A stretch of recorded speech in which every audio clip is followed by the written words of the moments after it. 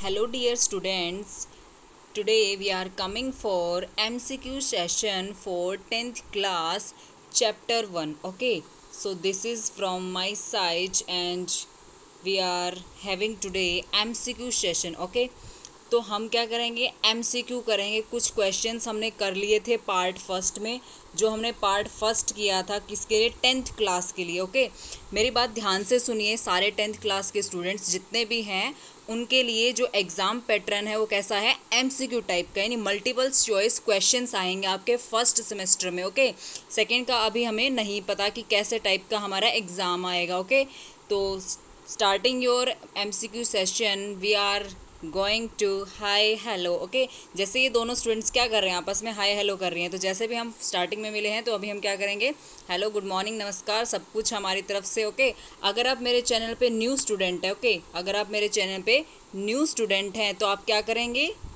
अगर आप मेरे चैनल पे एक न्यू स्टूडेंट हैं तो आप क्या करेंगे, सब्सक्राइब। ओके, तो अगर आप सब्सक्राइब करने का फ़ायदा देखो, जितने भी आप क्वेश्चंस करोगे आपको दोबारा से कोई नोटिफिकेशन नहीं आएगा, ठीक है। लेकिन अगर आप सब्सक्राइब कर देते हो चैनल का तो आपके पास न्यू नोटिफिकेशंस भी आएंगे और आपके पास वीडियोस भी आपको मिलेंगी यूट्यूब पर, ठीक है। तो MCQ सेशन वेरी इंपॉर्टेंट है, क्योंकि आपका जो पेपर होगा वो MCQ टाइप का ही होगा, इसलिए MCQ की प्रैक्टिस करना बहुत ज़रूरी है। और ये सारे क्वेश्चंस आपके नोटबुक में होने चाहिए। Okay, we will check your notebook. Okay, move to your questions. हमारे पास जो क्वेश्चंस हैं यहाँ पर टोटल कितने हैं, 18 क्वेश्चन रहेंगे। टोटल 18 क्वेश्चंस हम करेंगे MCQ टाइप के, ठीक है। इन सभी के आंसर्स आपको अपनी नोटबुक में लिख कर लाने हैं, ठीक है। राइट डाउन करने हैं आंसर्स एंड मुझे दिखाना है, ठीक है। इन क्वेश्चंस के आंसर आप लिखिए नोटबुक में, फिर हम इसका सॉल्यूशन सेशन भी स्टार्ट करेंगे कि इनके सॉल्यूशंस क्या होंगे। ओके, तो फर्स्ट क्वेश्चन देखो क्या कहता है, which of the following, first question क्या है, which of the following is not a physical change. अब इस क्वेश्चन को ध्यान से समझने की कोशिश करो। इसने पूछा है नॉट अ फिजिकल चेंज, तो नॉट को बहुत अच्छे से ध्यान रखना है। इसने पूछा है कि कौन सा फिजिकल चेंज नहीं है। समझ में आई मेरी बात, कौन सा फिजिकल चेंज नहीं है। तो आपके फर्स्ट क्वेश्चन में ये पूछा है कि कौन सा आपका नॉट फिजिकल चेंज, कौन सा फिजिकल चेंज नहीं है, क्योंकि इसने क्या लगा दिया, नॉट लगा दिया है इसने, ठीक है। तो फर्स्ट ऑप्शन क्या है हमारे पास, बॉइलिंग ऑफ वाटर। इसको हम बड़ा कर सकते हैं, देखो कैसे बड़ा करेंगे, ऐसे हम इसको बड़ा कर सकते हैं। आप ध्यान से देख सकते हैं आप फर्स्ट क्वेश्चन क्या कह रहा है, ठीक है। Okay, this is your first question, आप इसको ध्यान से देख सकते हैं।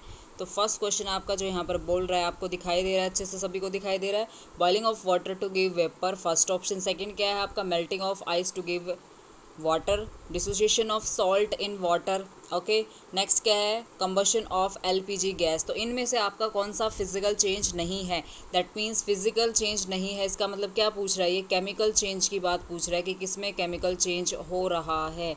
क्योंकि केमिकल चेंज जो होता है वो क्या होता है, फिजिकल चेंज का क्या होता है, उल्टा होता है। जिसमें केमिकल चेंज नहीं हो रहा उसमें क्या हो रहा होगा, केमिकल चेंज।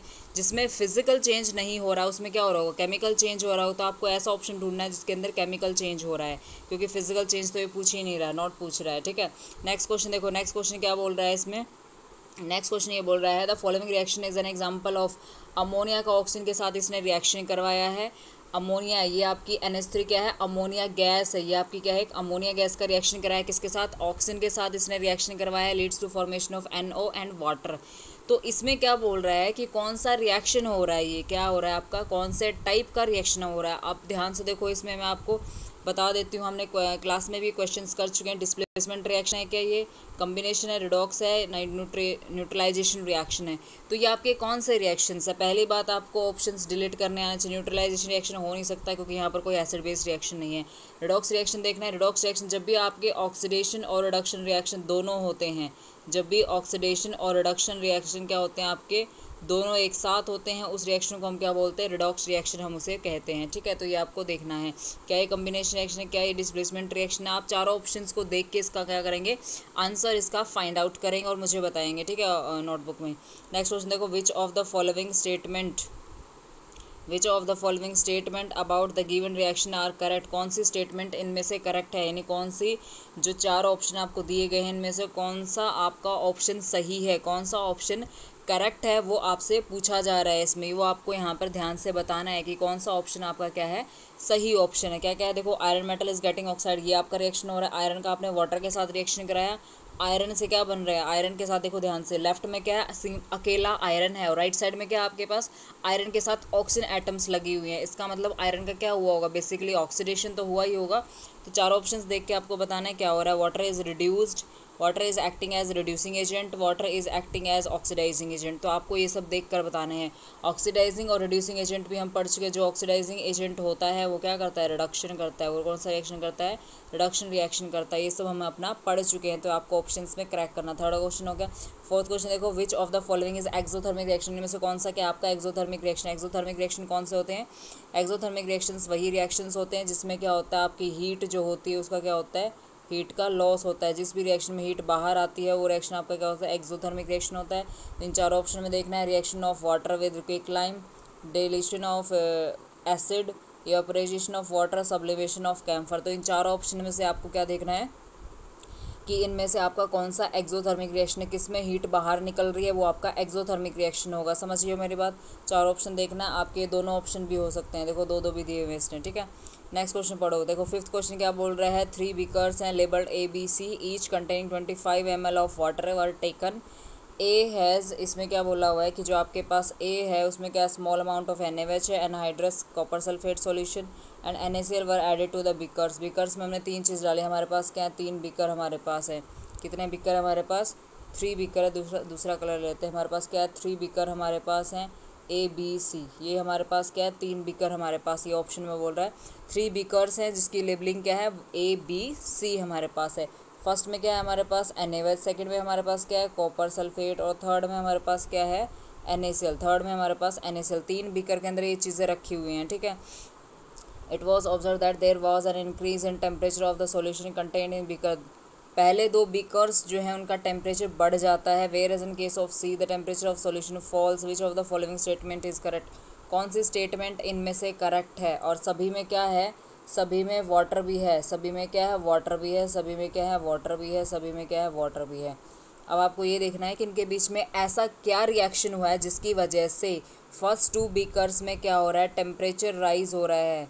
टेम्परेचर फर्स्ट यानी ए और बी जो आपके पास ए और बी बीकर जो है उसका टेम्परेचर राइज कर गया है, यानी टेम्परेचर बढ़ गया है। ऐसा क्यों हुआ, ऑप्शंस देखेंगे आप। फिफ्थ ऑप्शन देखो, in beaker A and B exothermic reaction was takes place. Of course ये हो सकता है क्योंकि एक्सोथर्मिक रिएक्शन से हमेशा क्या होता है, टेम्परेचर बढ़ता है किसी भी बीकर के अंदर। ये मैंने पढ़ चुके हो, ये चारों ऑप्शन पढ़ लेना। इन beaker A and B exothermic endothermic reaction है, C के अंदर एक्सोथर्मिक रिएक्शन है, C के अंदर क्या है, एंडोथर्मिक रिएक्शन। चारों ऑप्शन में से देखना है कौन कौन से आपके सही हैं और वो आपको ऑप्शन में लिखने हैं कौन सा आएगा, इनमें से कौन सा ऑप्शन आएगा, ये आएगा, B आएगा, C आएगा, कौन सा आएगा, ठीक है। Sixth, a dilute ferrous sulfate solution was gradually added to beaker containing acidified potassium permanganate इसमें डाला हुआ है। यानी आपके पास क्या है, फेरस सल्फेट है, उस फेरस सल्फेट को इसने बीकर में ले लिया है और उसके अंदर क्या डाल दिया, मैग्नेट डाल दिया, पर मैग्नेटिक डाल दिया। ये होता है आपका पर magnet, MnO4 negative. MnO4 negative आपका क्या होता है, पर मैग्नेट आपका होता है Mn4 नेगेटिव होता है। The light purple colour of the solution fade हो जाता है। जो आपका सॉल्यूशन है, पर्पल कलर का जो आपका सॉल्यूशन है वो क्या हो जाता है, फेड हो जाता है, यानी उसका कलर जो होता है कैसा हो जाता है, बिल्कुल ही पतला पतला कलर हो जाता है। यू कैन से दैट कि आपका कलर जो है फीका हो जाता है, फीका कलर हो जाता है। Which of the following is correct explanation for the observation. ऐसा क्यों हो रहा है आपको वो बताना है। इन चारों ऑप्शन में से कौन सा ऑप्शन आएगा, A आएगा, B आएगा, C आएगा, D आएगा, कौन सा ऑप्शन आएगा। इन सारे क्वेश्चंस को हम क्लास में भी करेंगे, ठीक है, इनके सॉल्यूशंस भी करेंगे। अभी आप क्वेश्चंस को पढ़ो, अपना माइंड लगाओ और चेक करो क्या आपको ये क्वेश्चंस आते हैं। जितना भी आपने अभी तक पढ़ा है उसके बेसिस पे आप क्वेश्चन सॉल्व कर पा रहे हो, ये आपने पढ़ना है। सेवंथ क्वेश्चन देखो, विच among the following double displacement reaction. देखो ये डायरेक्ट क्वेश्चन आपसे पूछ रहा है, डबल डिस्प्लेसमेंट रिएक्शन। ऐसे रिएक्शंस तो छोड़ना ही नहीं है, ख़त्म कर देना है ऐसे क्वेश्चन को, बिल्कुल तबाह कर देना है।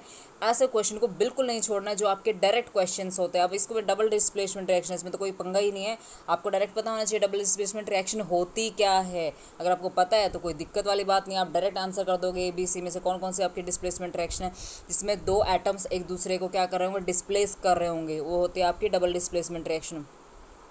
Eighth, which among the following statement is or are exposure of silver chloride sunlight for a long duration grey colour हो जाता है। यानी आपका सिल्वर क्लोराइड जो होता है, सिल्वर क्लोराइड पे अगर हम लाइट डालते हैं तो सिल्वर जो आपका कलर होता है कैसा हो जाता है, ग्रे कलर का हो जाता है। वो कैसा हो जाता है आपका, ग्रे कलर का हो जाता है अगर उसको सन में एक्सपोजर करते हैं हम।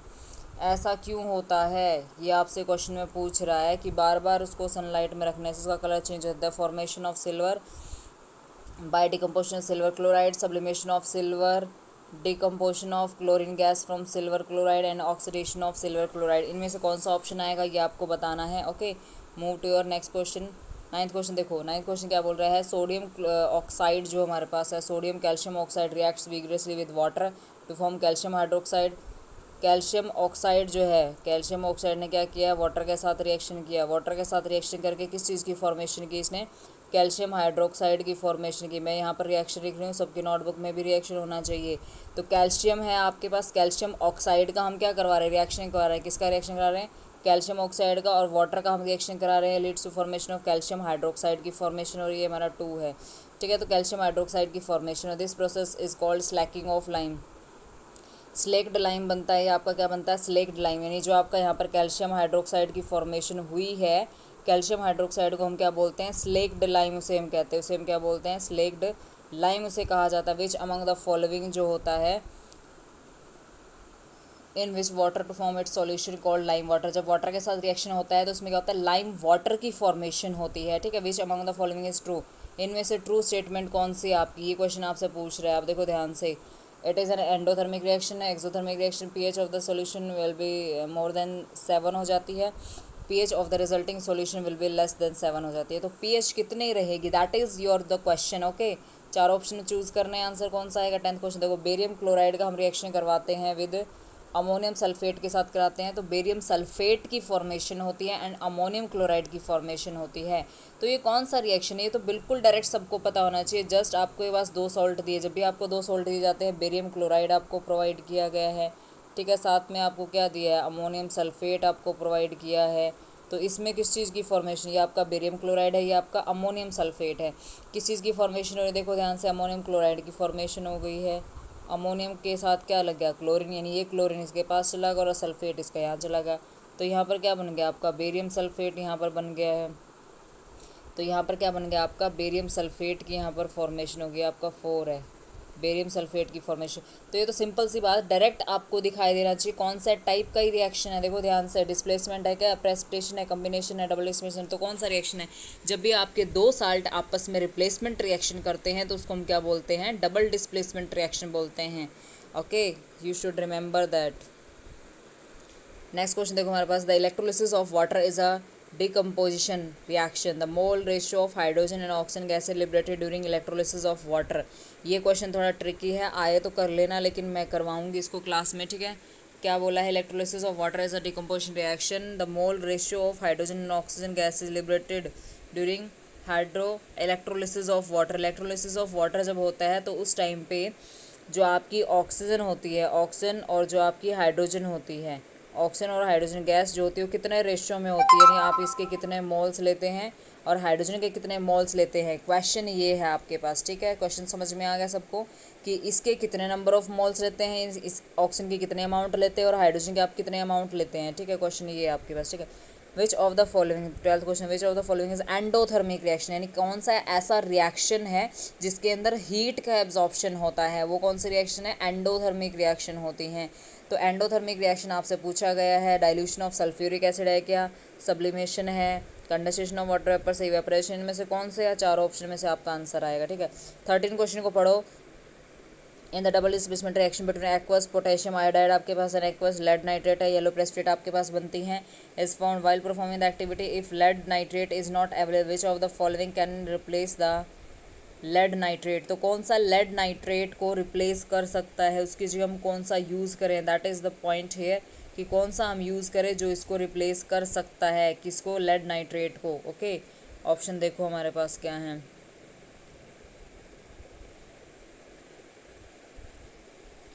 ए देखो, ए नीचे हमारे पास लेड सल्फेट यूज़ कर सकते हैं क्या, बी हमारे पास क्या है, लेड एसिटेट है, अमोनियम नाइट्रेट है और पोटेशियम सल्फेट है। इन चारों में से ऑप्शन बताना आपको कौन सा आएगा। ठीक है, 14 देखो, which of the following gases can be use for storage of fresh sample of oil for a long time, यानी ऑयल, ऑयल क्या होता है, तेल, तेल को हम अगर स्टोर करना चाहते हैं तो उसके लिए हम कौन सा पैकेजिंग मटेरियल यूज़ करें या फिर कौन सी चीज़ हम यूज़ करें जिससे हम अपने ऑयल को स्टोर कर सकते हैं ताकि वो ख़राब ना हो, यानी स्पॉइलेज ना हो, आपका फूड जो है वो स्पॉइल ना हो। उसको बचाने के लिए, उसके ऑयल को बचाने के लिए हम क्या यूज़ करेंगे? कार्बन डाइऑक्साइड यूज़ करेंगे क्या? नाइट्रोजन है, कार्बन डाइऑक्साइड है, हीलियम नाइट्रोजन, तो कौन सी गैस हम यूज़ करेंगे इसके लिए? ठीक है, ये चारों ऑप्शन में चूज़ करना। फिर 615 question, the following reaction is use for preparation of oxygen gas in laboratory. Laboratory में इस रिएक्शन को यूज़ किया जाता है, लैब में यूज़ किया जाता है ताकि हम ऑक्सीजन की हम फॉर्मेशन कर सकें। ऑक्सीजन की फॉर्मेशन के लिए ही यूज़ किया जाता है ये reaction. Which of the following statement are correct about the reaction? About the reaction कौन सी स्टेटमेंट करेक्ट है? Okay, it is a decomposition reaction है, एंडोथर्मिक नेचर है, कम्बिनेशन है, डिकम्पोजिशन है, फोटोकेमिकल डिकम्पोजिशन। तो इनमें से कौन सा ऑप्शन आएगा, ये सब आपको चूज़ करके बताना है मुझे कौन सा ऑप्शन आएगा। ओके, 16th देखो, which of the following process involve chemical reaction? तो केमिकल रिएक्शन कौन से प्रोसेस में हो रहा है उसको आप क्या बोलेंगे? केमिकल रिएक्शन जिस रिएक्शन में हो रहा है वो आपको चूज़ करना है कि केमिकल रिएक्शन कौन से में इन्वॉल्व हो रहा है। ठीक है, storing of oxygen under high pressure, liquefaction of air, keeping petrol in China days, heating copper wire in presence of air at high temperature. Okay, next question देखो, in which of the following chemical equations the abbreviations represent the correct state of the reactants and product involved at reaction temperature? तो इन चारों में से आपको सही answer बताना है कौन सा आएगा, यानी आपको बैलेंस करना है इक्वेशन को। अगर आप इक्वेशन को बैलेंस कर देते हो that means you are in a correct direction. आप क्या करोगे, चार ऑप्शन दिए हैं तो आपको ऐसा ऑप्शन चूज़ करना है जिसमें सारे एटम्स बैलेंस्ड हैं। आपके सारे एटम कैसे होने चाहिए? बैलेंस होने चाहिए। हमने क्लास में सिखाया था बैलेंस कैसे करते हैं इक्वेशंस को। अब देखो 18th क्वेश्चन क्या बोलता है, which of the following is combination? इन चारों में से आपको चूज़ करना है कौन कौन सी आपकी कम्बिनेशन रिएक्शंस हैं। Okay okay, thank you so much for your patience.